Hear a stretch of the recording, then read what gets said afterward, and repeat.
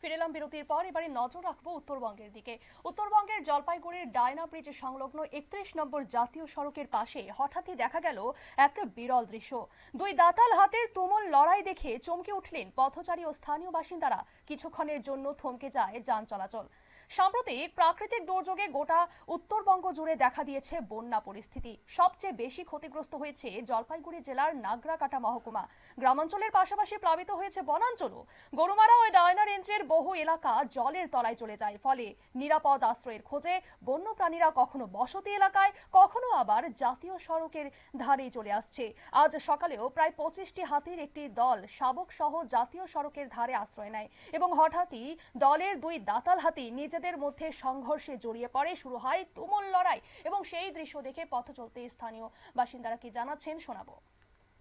এই আমাদের ফরেস্টে যে হাতি বের হয়েছে। কোন এলাকা এটা? এটা আমাদের ডায়না বলে, ডায়না ডায়না জাতীয় সড়কের পাশেই কি? হ্যাঁ হ্যাঁ। কতগুলো হাতি রয়েছে এখানে? এখানে তো অনেক আছে, ঝুন্ডে ঝুন্ড আছে। ঝুন্ডে ঝুন্ড আছে না? হ্যাঁ প্রচুর মানুষ কি জমে গেছে এখানে? হ্যাঁ, লোক তো ডেলি জমা যায়, ডেলি সন্ধ্যাবেলা এখানে বাইরে। তো, আপনি কি দেখলেন? কতগুলো হাতি দেখলেন এখানে? এখন তো কমসে কম 10-12টা আছে। 10-12টা। আপনারা শুনলেন। এরপর খবর পেয়ে প্রায় 1 ঘন্টা পর ঘটনাস্থলে পৌঁছায় ডায়না রেঞ্জের বনকর্মীরা। তারা দ্রুত এলাকায় নিরাপত্তা বলয় গঠন করে পরিস্থিতি নিয়ন্ত্রণে আনে। পরে হাতির দলটিকে নিরাপদে জঙ্গলের গভীরে ছেড়ে দেওয়া হয়।